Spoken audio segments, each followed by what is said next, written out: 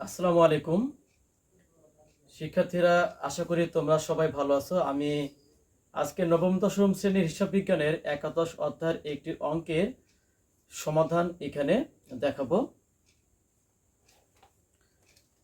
তো শিক্ষার্থীরা, আমার হাতে এখানে একটি পুরাতন টেস্ট পেপার আছে। এখান থেকেই আমি সেই অঙ্কটি পড়ে শোনাচ্ছি। চৌধুরী হোসিয়ারি শার্ট উৎপাদন ও বিক্রি করে 250 পিস শার্টের ব্যয় নিম্নরূপ। কাঁচামালের মজুদ 1/1/2023 30,000 টাকা। কাঁচামালের মজুদ 31/12/2023 15,000 টাকা। কাঁচামাল ক্রয় 85,000 টাকা। প্রত্যক্ষ মজুরি 50,000 টাকা। কারখানা উপরি ব্যয় প্রত্যক্ষ মজুরির 75%। অর্থাৎ এখানে কারখানা উপরি ব্যয় টাকাটি সরাসরি দেয়া নেই, আমাদেরকে প্রত্যক্ষ মজুরি যে 50,000 টাকা আছে তারপরে 75% বের করলে আমাদের কারখানা উপরি ব্যয়ের অর্থটি এখানে বের হয়ে যাবে। প্রশাসনিক উপরি ব্যয় 10,000 টাকা এবং বিক্রয় উপরি ব্যয় 15,000 টাকা। শিক্ষার্থীরা, তোমরা দেখতে পাচ্ছ আমাদের ক নম্বর যে সমাধানটি করতে বলেছে, ক নম্বরে এখানে কাঁচামালের ব্যয় নির্ণয় করতে হবে। তাহলে এখানে আমরা সমাধান দেখানোর পরে কাঁচামালের ব্যয়টা নির্ণয় সম্পর্কে আমরা পুনরায় আলোচনা করব।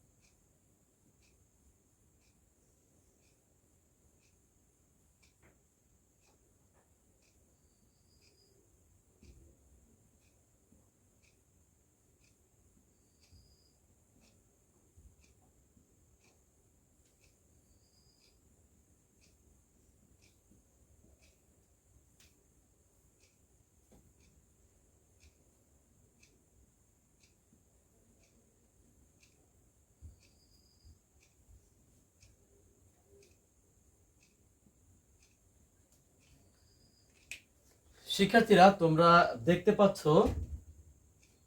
কাঁচামাল 1/1/23 এখানে 30,000 টাকা দেয়া আছে। তার সাথে কাঁচামাল ক্রয় এখানে 85,000 টাকা। 30,000 এবং 85,000 টাকা যোগ করলে এখানে 1,15,000 টাকা।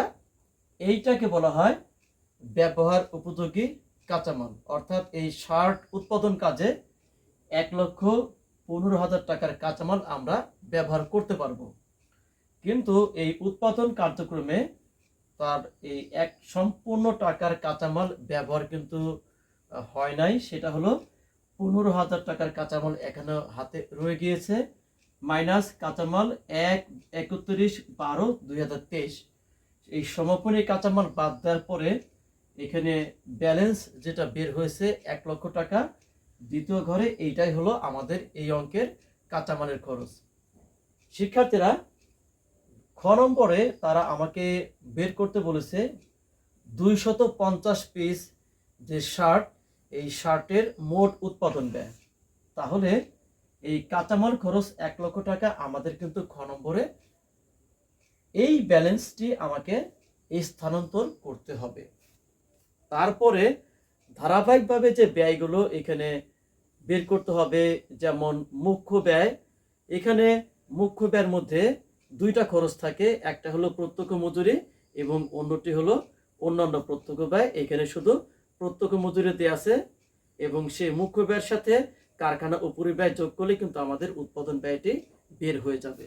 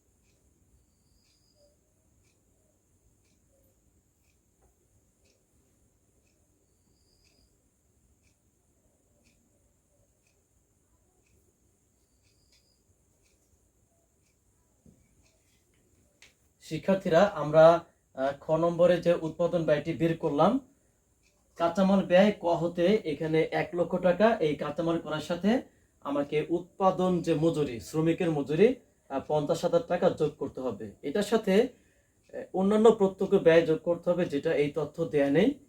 তো মজুরি যোগ করার পরে এখানে 1,50,000 টাকা, এইটাই কিন্তু মুখ্য ব্যয়। এই মুখ্য ব্যয়ের সাথে আমাকে কারখানা উপরিব্যয় যোগ করতে হবে। এখন কারখানা উপরিব্যয় প্রত্যক্ষ মজুরির 75%, অর্থাৎ কারখানা উপরিব্যয় এই যে প্রত্যক্ষ মজুরি 50,000 টাকা, এটার পরে 75% করলে যে টাকাটা বের হবে সেটাকে ধরতে হবে কারখানা উপরিব্যয়। বের করার পরে 37,500 টাকা। এখন এই 1,50,000 টাকার সাথে এই 37,500 টাকা যোগ করলে এখানে টোটাল অ্যামাউন্টটা এসেছে 1,87,500। এখন এই 1,87,500 টাকাই কিন্তু আমার উৎপাদন ব্যয়। শিক্ষার্থীরা, আমরা এখন গ নম্বরের সমাধানের দিকে চলে যাব, যার কারণে আমি এখান থেকে ক নম্বর সমাধানটি সম্পূর্ণ কিন্তু মুছে ফেলবো।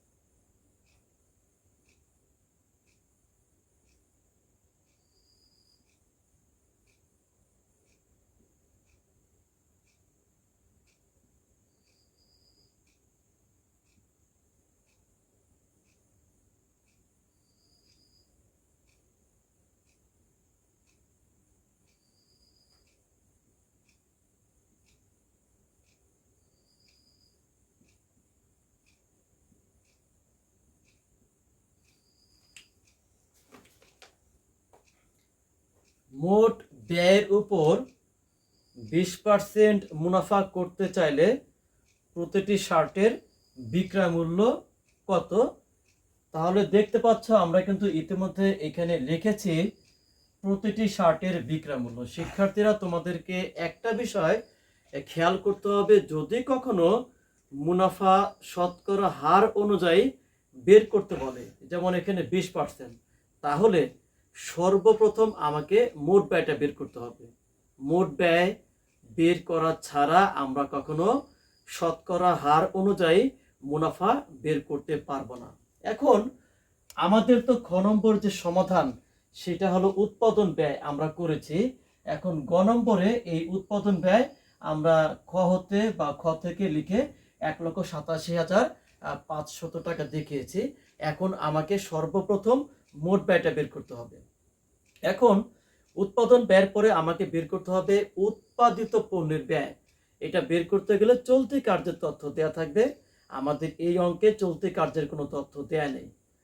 তারপরে উৎপাদিত পণ্যের যে ব্যয়, তারপরে আমাকে বের করতে হবে বিক্রিত পণ্যের ব্যয়। বিক্রিত পণ্যের ব্যয়টি বের করতে গেলে আমার উৎপাদিত অথবা তৈরিকৃত পণ্য এটার প্রারম্ভিক মজুত দেওয়া থাকবে এবং সমাপনী মজুতটা দেওয়া থাকবে। এই তথ্য এইখানে কিন্তু দেয়া নেই। তার মানে আমি উৎপাদিত পণ্যের ব্যয়টাও বের করতে পারছি না তথ্য না থাকার কারণে, এবং আমি বিক্রিত পণ্যের ব্যয়টা কিন্তু এখানে বের করতে পারবো না। তাহলে কি করতে হবে? পরিচালন ব্যয়, আমাকে এই উৎপাদন ব্যয়ের সাথে পরিচালন ব্যয়টি যোগ করতে হবে। যদিও পরিচালন ব্যয়টি সবার শেষে যোগ করার কথা, কিন্তু মাঝখানে দুইটি তথ্য মিসিং বা না দেওয়ার কারণে আমাদেরকে পরিচালন ব্যয়টি যোগ করতে হবে।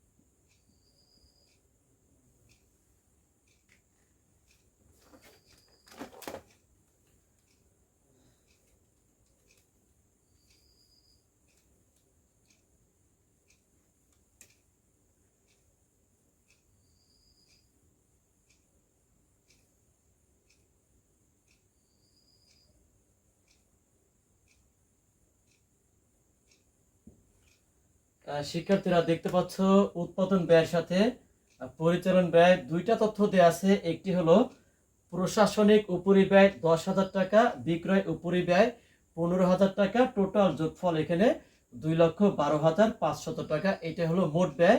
এই মোট ব্যয়ের পরে আমাকে 20% মুনাফা যোগ করে তারপরে বিক্রয় মূল্যটা বের করতে হবে।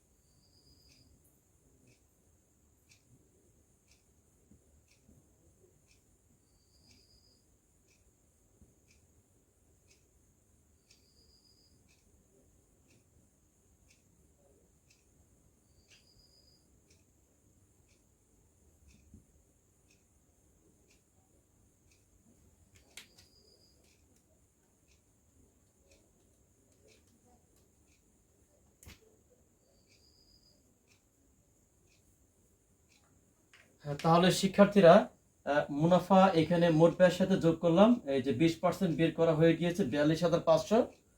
2,12,500 টাকার সাথে মুনাফার টাকা যোগ করলে এখানে টোটাল যোগফল 2,55,000 টাকা। এটাই কিন্তু আবার বিক্রয় মূল্য। এখন প্রতিটি শার্টের বিক্রয় মূল্য এখানে আমাকে আলাদা করে বের করতে হবে। 2,55,000 টাকাকে আমার শার্টের মোট পরিমাণ ছিল 250, এই 250 দিয়ে ভাগ দিলাম, তাহলে একটা শার্টের বিক্রয় মূল্য এখানে 1,020 টাকা। শিক্ষার্থীরা আশা করি তোমরা এই অঙ্কটি বুঝতে পেরেছ। আশা করি অঙ্কটি দেখে যদি বাসায় অনুশীলন করো তাহলে তোমরা অবশ্যই সহজেই এই অঙ্কটির সমাধান করতে পারবে। আমি যাবার আগে একটি কথা বলতে চাই যে আমি এই যে হিসাব বিজ্ঞান বিষয়ে যে ভিডিওগুলো তৈরি করি, আমার ফেসবুকের মূল পেজ কবির হোসেন, এখানে আমি আপলোড দিয়ে থাকি ভিডিওগুলো। তোমরা অবশ্যই এখানে এই পেজটি তোমরা ফলো করবে। আমার আরেকটি ফেসবুক পেজ ছিল কবির অ্যাকাউন্টিং হোম, এইটা আমি এখন মূল পেজের সাথেই অন্তর্ভুক্ত করেছি। কবির অ্যাকাউন্টিং হোম যে ফেসবুক পেজ, এখানে আপাতত কোনো ভিডিও ছাড়া হচ্ছে না। মূল পেজে গেলেই তোমরা ভিডিওগুলো দেখতে পারবে। অবশ্যই তোমরা লাইক দিবে, কমেন্টস করবে। আর ইউটিউবে আমার কবির অ্যাকাউন্টিং হোম নামে একটি চ্যানেল আছে, সেখানে আমি এই ভিডিওগুলো আপলোড করে থাকি। অবশ্যই তোমরা এই পেজটি সাবস্ক্রাইব করবে। আর তোমরা অবশ্যই এই ভিডিওতে কমেন্টস করবে। যদি কোথাও তোমরা না বুঝে থাকো তাহলে অবশ্যই তোমরা প্রশ্ন করবে। আর তোমরা ভিডিওগুলো অবশ্যই শেয়ার করবে এবং যারা তোমাদের সহপাঠী আছে তাদেরকে উৎসাহ প্রদান করবে এই ভিডিওগুলো দেখার জন্য। শিক্ষার্থীরা, আজকে এই পর্যন্তই। তোমাদের সকলের সুস্বাস্থ্য কামনা করছি। তোমরা সবাই ভালো থাকো। আল্লাহ হাফেজ।